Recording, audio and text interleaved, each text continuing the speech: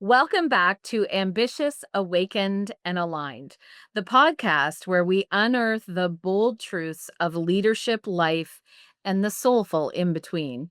Today's episode is for every high achiever who's ever felt the weight of doing more, chasing faster, and still feeling disconnected. We're inviting in a moment of breath, of stillness, of pause. Joining me is the remarkable Pamela Dangelmaier, a certified life coach, TEDx speaker, and award winning mindfulness facilitator. Through her groundbreaking work, Pamela teaches us that silence is not empty. It's actually full of answers. She's the creator of The Power of the Pause and the mind behind the TEDx talk. Is there more to silence than just silence?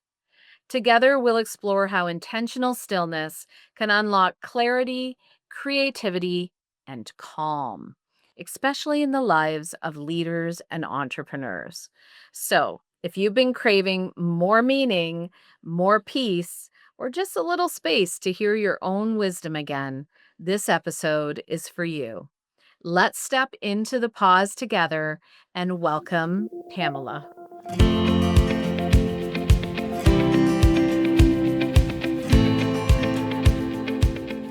So excited to have you here, Pamela, today. And we speak the same language. I am so passionate about the work you're doing, the power of the pause, finding clarity in a noisy world. And is it ever a noisy world? So Oh, welcome, welcome, welcome.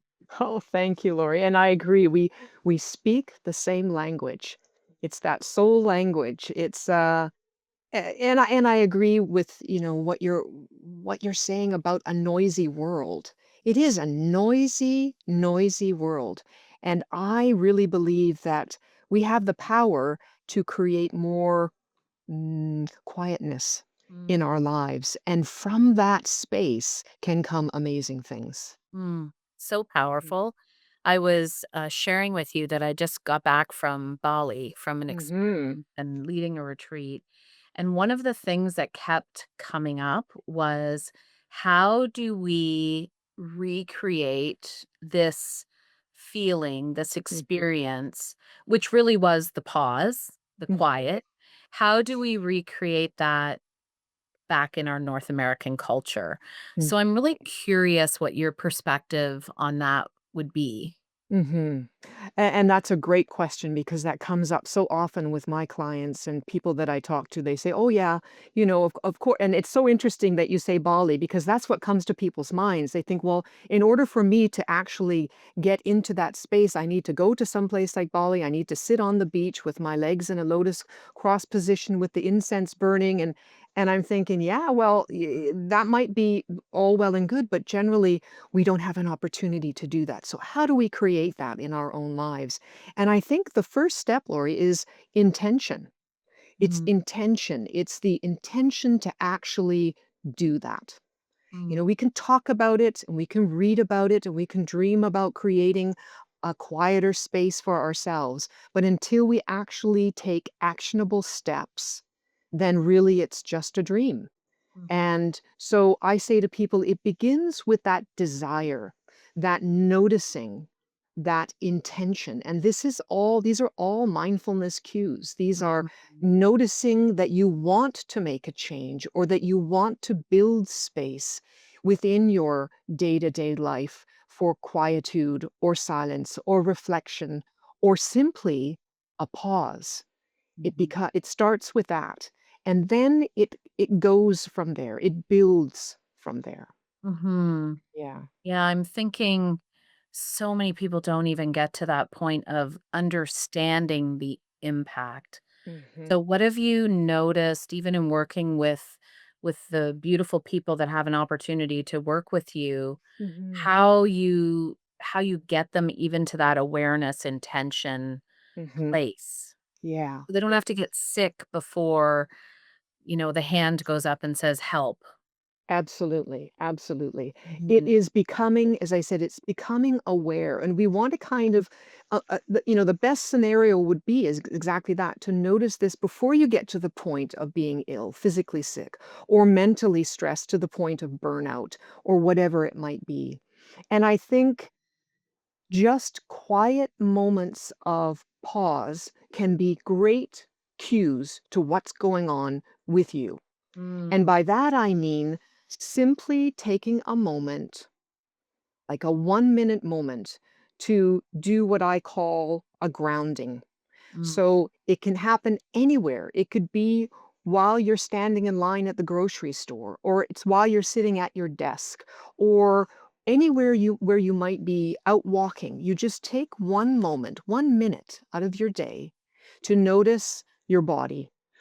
Notice your feet, notice your legs, your shoulders, your chest, your arms, your head, like literally just what am I feeling right now? mm, And then shift to an awareness of your breath as an anchor. mhm, Just noticing the breath, not trying to control it, just noticing the in breath, the out breath. mm, And as somebody does that for a minute, that pause, all of a sudden, that intuitive knowing, that wisdom that's within all of us, that inner guidance will speak. Will speak. Maybe not in literal words, but you will definitely sense what's going on with you right now. Oh my mm, gosh, I'm feeling stressed. I'm feeling anxious. I'm worried. I don't feel very well physically. mhm, My shoulders are tense. This is an opportunity to tune in. And when we do that, it doesn't take very long to do that, maybe a minute. Then we can move forward with intention to how can I make myself feel better? What steps do I need to take to mitigate this stress, to deal with these physical feelings of whatever they might be? So it opens up an opportunity for clear seeing, for clear sight. And I that's love the first that. step. I'm wondering, even as people are listening, if they noticed just listening to you and slowing the breath. I caught Mhm, myself. I just slowed my breath down. It was mhm. like, oh, I noticed just a bit of calmness enter my solar plexus. I was like, isn't that fascinating? Yeah. And it just is having that moment to really tune into that, right? Mhm. Mhm. I was listening to your TED Talk, which we're gonna get into, and Thank your you, yeah. TED Talk explores the idea that silence holds more than just absence, it holds wisdom. And Mhm. so I loved the part at the beginning where you basically asked everyone to listen without them realizing, I think, what was happening. And Yes. I loved that moment, how it even felt in that, like, in that very moment of you pausing for a second. And I Mhm. caught myself like, ooh, what's next? No, no, slow down. Mhm. Take a moment to listen internally. So Mm, I thought that was just so profound. What mm, led you mhm. to fall in love with the silence and recognize the importance? Mhm. Well, I think for me, Lori, it's always been there, admittedly. And in fact, I talk about it in my TEDx talk Mhm, about even as a young child, I was one who appreciated silence. Now, I may not have understood exactly what that meant, but as a little kid at 4 years old in a really busy household, I sought quietness. mm, And as I matured through my teenage years and into my adult life, I began to understand and appreciate it even more. And that's why, for instance, at the beginning of my talk, I actually stood on stage for about 10 seconds in silence. I invited the audience to be in silence with me. I don't know of any other TEDx because they always say, it was palpable. I was just like, "Whoa, you go, girl." Like, it was a moment of just, "Nice, yeah, nice, keep yeah. going." Yeah, so it was I'm sure in that moment, there were a lot of people in that moment, like, it brought them to the present moment. What's going on? What is she Mm, doing? What am I doing? How am I feeling? This is weird. This is strange. All of these things, we got an opportunity to notice, and that's what silence, intentional silence allows. It allows for that space because as you mentioned before, silence isn't the absence of something, it's actually the presence of everything. Oh, that is so powerful. Mhm. Say that again. So silence isn't the absence of something, it is the presence of everything. Okay, so right now, we just blew a whole bunch of minds of people that are listening who have full calendars, busy minds, maybe a little bit of still that hustle grind experience in their lives. Yeah. What are a couple of realistic perspectives or insights you could share when people are in that place, which is Mhm. so many of the people that you and I get to speak to every day? Right, right. Yeah. I think when we are rushing around in our busy, busy lives, in our noisy worlds, we're like on a ship on the ocean without a rudder.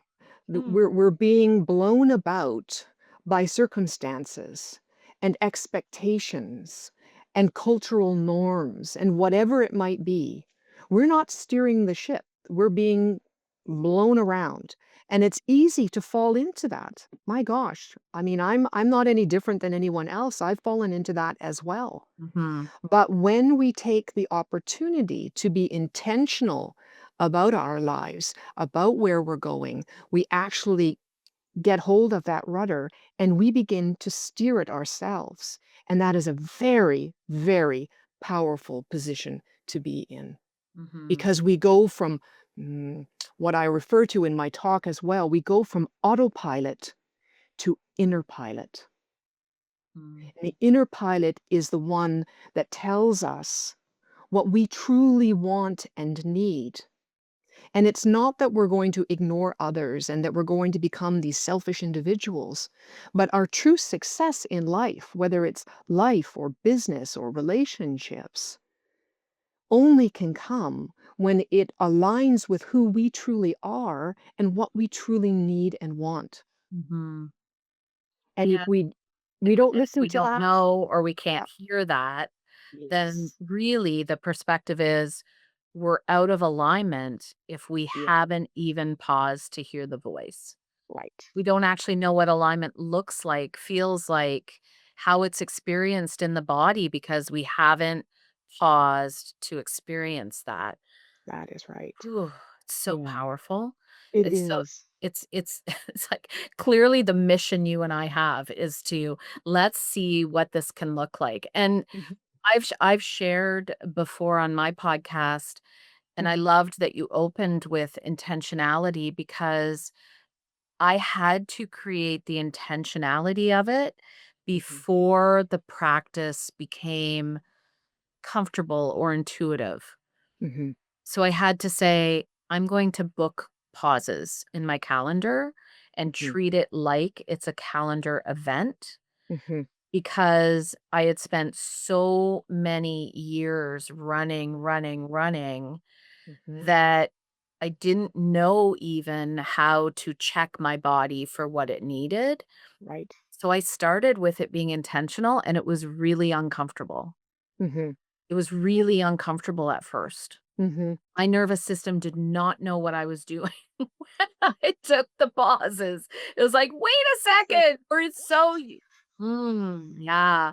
So, one of the practices you mentioned was sock knitting, and it made mhm, me think about mhm. as a young girl, I used to love to cross stitch, Yes. and even how some of the mindfulness practices aren't maybe what we think or what we hear other people saying they are. So Mhm, tell us a little bit more about how to get to that sort of joy and simplicity mhm. into creating the pauses. Yeah, I appreciate that question so much because it is what it breaks down those stereotypical ideas of Mhm. what a mindfulness practice, a mindful life can look like. Because so often people automatically go to the cave in the Himalayas, right? It's Yeah, like, or the lotus position like or you the lotus position. Like if I the and they're very self-critical. Well, I'm not doing it right. I'm not practicing this right. And what's going to happen then? They're going to give it up and say, well, that doesn't work for me.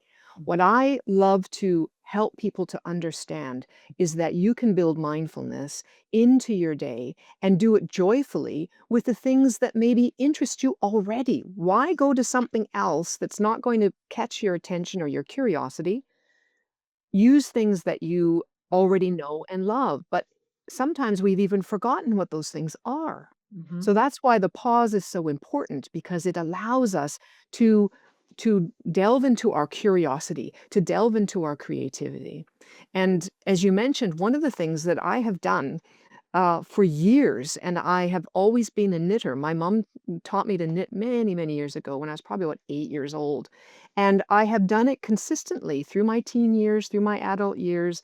And now I am now a certified bona fide sock knitter. And I know that sounds strange to some people, Amazing.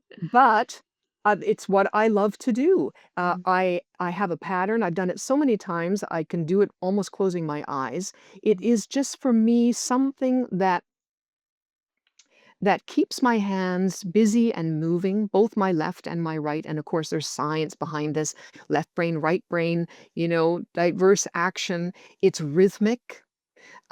Sometimes I have to count when I'm doing it. So it's an opportunity to be in the present moment, each stitch by stitch. And so I can see something like cross stitch or anything that you might do with your hands, any activity. I It love would the allow you. perspective that using the left and right, Yes, that forces us to be more present. absolutely. And use the different sides of our mind. I was Mhm, working with, beautiful client of mine, this is going back a couple years ago now, mhm, and she similar had said as a child, she loved doing, painting, crafting, mhm, and she'd spent 25 years just hustling to build her business mhm, and didn't know how to slow down.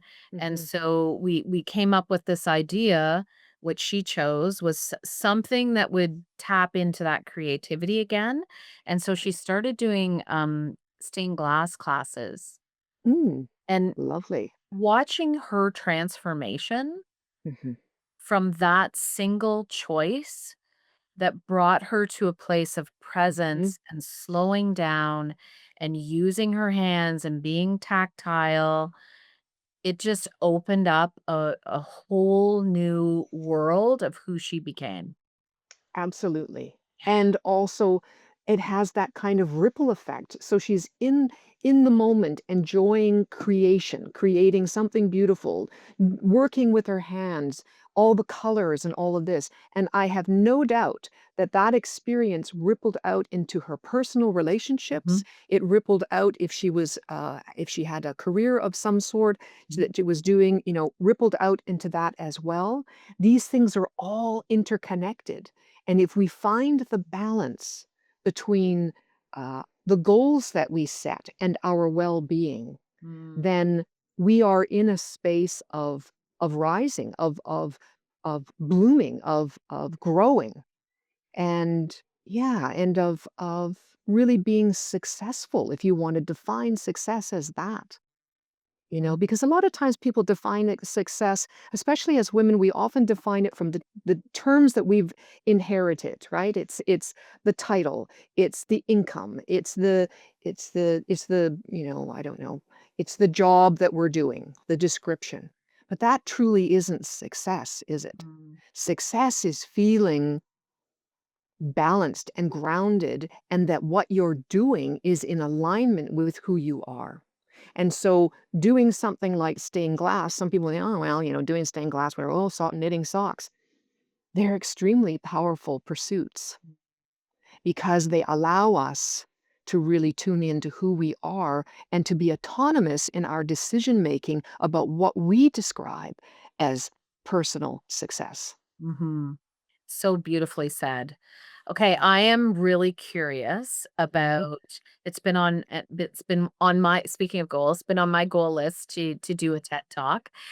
Good. So tell us about your TED experience Yeah. and what did you learn about yourself through the process, through the creation, through the sharing, through the whole thing? What did Pamela learn about herself? Mm. Well, it was. a life-changing experience for me, I can say that. It was a very, challenging process to go through. The TEDx Surrey is most likely, I would say it's Canada's preeminent TEDx Mhm. event. It is for sure. And it is very well curated. You start already in August by submitting a script. You have to have a written script and a very detailed application form. And once that's submitted, then you are chosen to either come to an audition or not. And I believe the year I did it, there was over 120 applications. And then of those 120, 25 people were chosen to audition. And then you go to a live audition. You get to read a bit from your script. You answer questions from the curation team and the coaches. They have a coaching Mm, team. And then you wait again, and then they announce the year I was in it was 12 people went forward with mm, their talks. And I have to share with you and your listeners an interesting experience because it does have to do with how this shaped my entire TEDx experience. mm, So on my birthday that year, um, was the day they announced. And so when I got the news, of course, it was like one of the best birthday presents ever that I received. My father was in the hospital at that time, and I went to see him, and I let him know that I'd been accepted, and he was overjoyed. He was extremely happy and very proud. Unfortunately, the very next day, he passed away. And so I went into that whole TEDx experience with this great joy and this great grief, and how I used it to really help me propel that message that I was giving to people, that silence, intentional silence, is more than just silence. It's so much more than that, and mm. it can help to heal, and so my father's death helped to propel me forward through that whole process, and it was a long process. The announcements were made in early October, and the actual TEDx event took place in late January, and through that, you get to work with a wonderful coaching team, a wonderful tech team, but it all comes down to that moment when you step out on that stage Mm. and you get one shot, 12 minutes of all of this rehearsing and practicing and honing and honing and honing, and then it's over, and then it's done. But it was fabulous. I would do it again Incredible. So in a what did you moment. learn about yourself through that? Well, I think what I learned about myself is that I'm a resilient person, that I'm able to carry on and get the job done, even though I might have emotional personal issues going on. Uh, I also learned that memorizing a script is way harder than I thought it was going to be. Isn't I it? mean, Oh, I I'm had great written off the it. cuff, but if Yeah, if you want me to memorize something, I kind of freeze, so I yeah. understand. Yeah. Oh, yeah. And 12 minutes seems like, not a big deal, right? And I had written every word of that script, pared it down from 1,400 words to 1,200 words, and I knew every single word intuitively. But Mhm. memorizing it, that was harder than I anticipated. Mm. Um, but I just loved the connection that I had with my fellow speakers, the connection that I had with the coaching team and the curation team, all the tech stuff, and of course that lovely, lovely 12 minutes on stage in Surrey. That connection with that audience was something I will never forget. It Mm. was it was magical. It really was. And so it spurred me on to further my desire to be a motivational speaker, to be someone who does their best to help people to better themselves and to learn from the lessons that I have learned about mindfulness and intentional silence and the power of the pause. That's so beautiful. Thank you for sharing your experience. I just Oh, love that. I think we all need to know the behind the scenes of what's mhm. possible for each of us Yeah. when we actually just breathe a little bit, right? So Yeah. I was thinking, there's mindfulness and meditation is a practice that is I would say vital to myself and Mhm. so one of the things that I remember is early on when people were were saying, "Meditation's really good." I'm like, "I can't meditate. My mind is just like it's going like crazy." Mhm. And then I started and slowly started. And on our Bali retreat, we had a Mhm. couple of people saying, "Oh no, that's not for me. I can't meditate." And then we had a few examples where we just sat in silence and Mhm. experienced things. And after we came out of that, I said to these couple of people, That was meditation. Mhm. That was a moment of you going inside and hearing your own voice and having your own experience." So Mhm. for leaders, I think in my experience, there's a bit of a stigma Yeah. around the mindfulness and Mhm. meditation world. So, Mhm. what have you found are some ways to communicate it where we can remove that stigma? Mhm, mhm. It's Mhm. very well said, and it is so very true, and that is why, for instance, in my TEDx talk, I did not mention the word meditation Right. or mindfulness at all. That was on purpose because I didn't Mm. want the screen of, the dome on the wall to come down like, "Oh, here we go again." It's Mm. true, it has a stigma, but it is such a powerful practice, and it can be so healing for people that, regardless of the stigma, I still will push forward with Mm. my personal attempt to get people to practice it and to meditate. And I do that, like you, by changing it up, by not calling it necessarily meditation. Mm. Let's call it focus on breath. Let's Mm. call it, a grounding exercise Mm. or, pausing, like an intentional pause. I Love. have, for instance, an app on my phone, and I use it quite often, and it is basically a bell that will ring. I can set it for however many times I want it to ring within an hour, and it rings, like, once an hour, and it's random.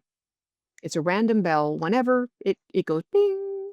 And for me, it's an opportunity to pause and do whatever I want within that pause.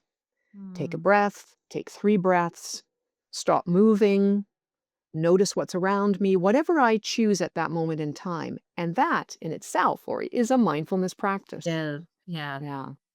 But I agree, meditation is really essential. It's like the roots of a tree or the roots of a plant. It's where the nutrition comes from. It's where the stability comes from. It's where the grounding comes from. And from that grows something beautiful. That's where the flowers and the blossoms and the branches. But without the root system, it will be okay, but it's not sustainable. It'll blow in the wind. Exactly. It will blow and it will uproot and like tumbleweed, it'll go tumbling along and gone. Very wobbly. Um, Yes. how do you find because I love that perspective. How do you find the grounding, that language? Mhm. How do you find that lands with leaders especially? Is Mhm. that Mhm. is that something they can take in a different way? I think so. You can, depending on the group that I'm speaking to, I sometimes obviously will change the language. Grounding may not land with some people, but purposefulness might. Intention might.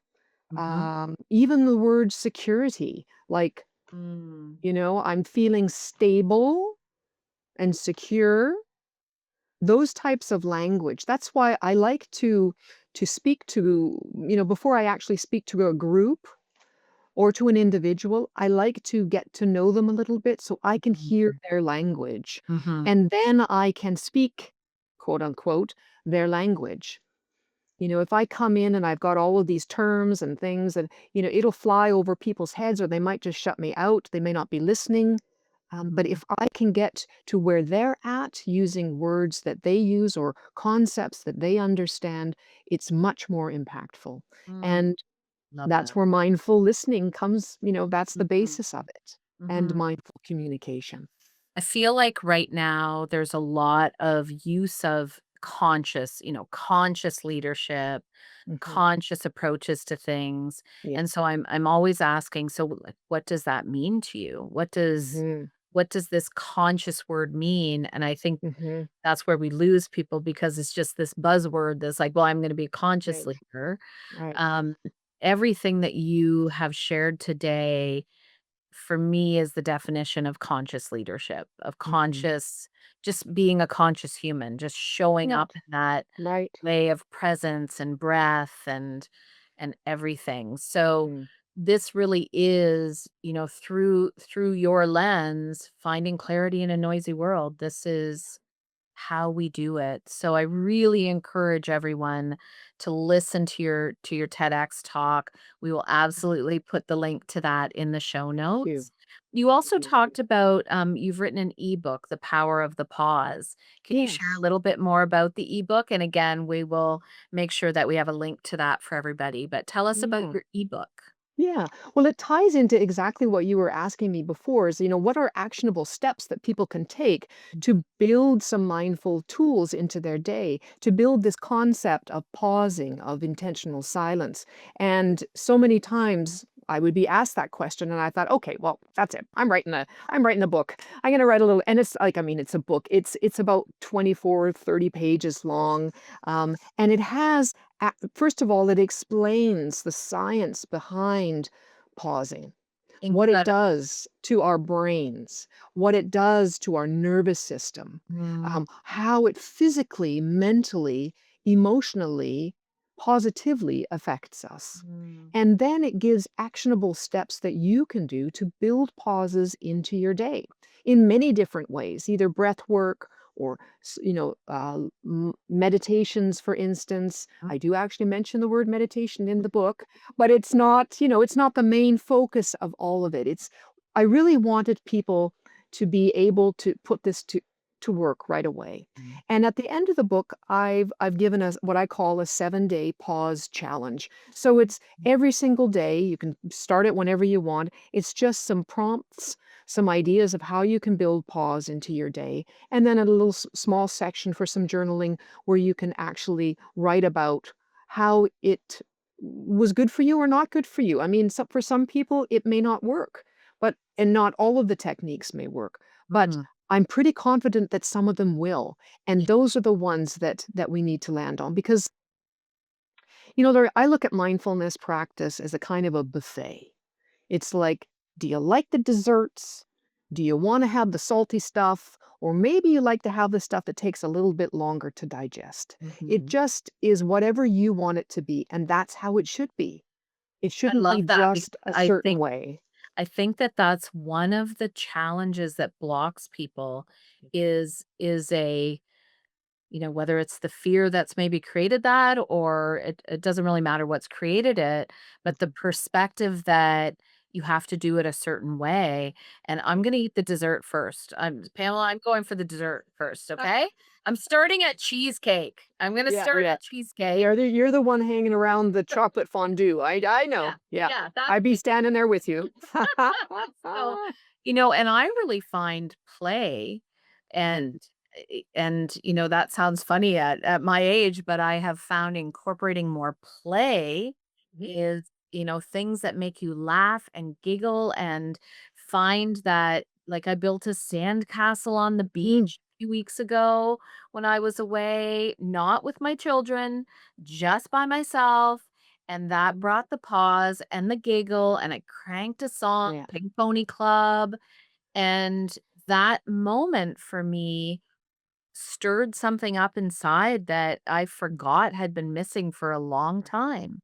Yeah. And it was a Yeah. beautiful expression of slowing down, hearing that inner voice of mine, Yeah. and realizing more of this, just Mhm. more of this feeling.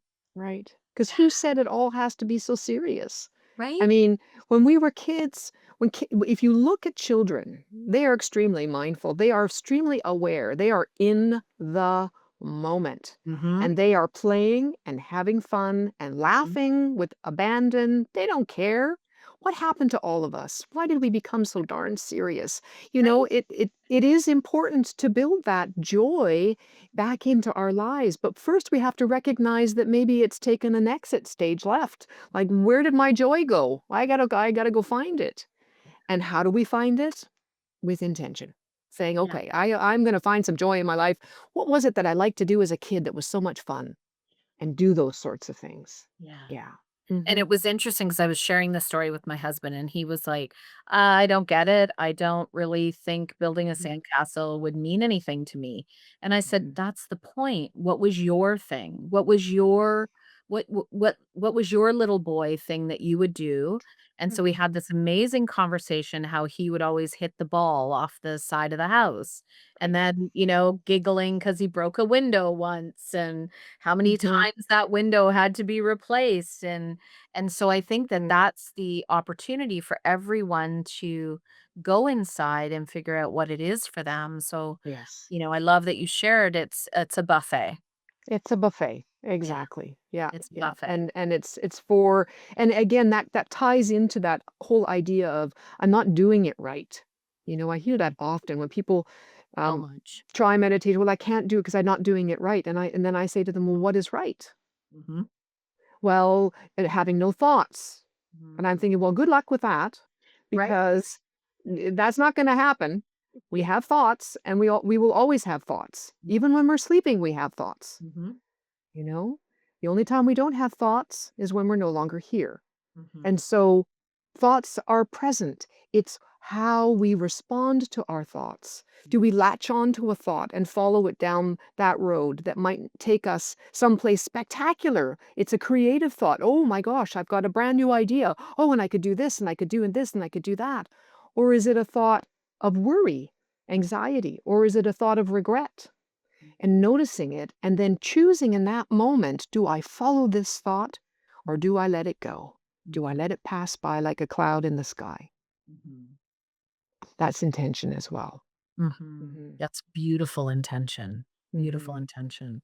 So if you could whisper one sentence into the ear of everyone listening today who Mhm. feels overwhelmed, disconnected, what would it Mhm. be?